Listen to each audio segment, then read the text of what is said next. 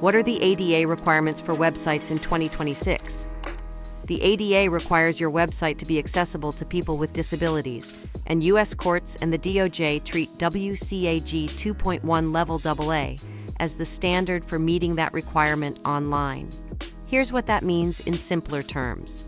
The Americans with Disabilities Act is a civil rights law, but it does not name a technical checklist.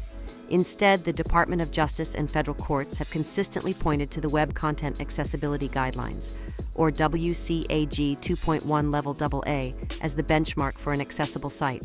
So, while WCAG itself isn't a law, it is the standard the ADA is enforced against. If your site doesn't meet it, you carry legal risk. 3 things to know for 2026.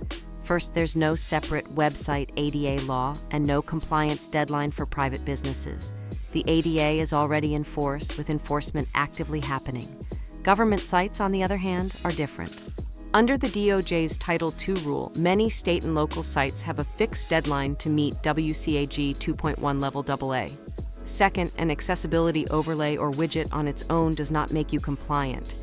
Lawsuits regularly name sites that had an accessibility solution installed. Real compliance means the underlying code is barrier-free, so people using screen readers, keyboard navigation, and other assistive tech can actually use the site. Third, if you receive an ADA demand letter, what protects you is evidence, documented testing, fixes, and a record that you're actively maintaining accessibility, not a one-time fix. To see how accessible your site is today, use the free accessibility checker linked below.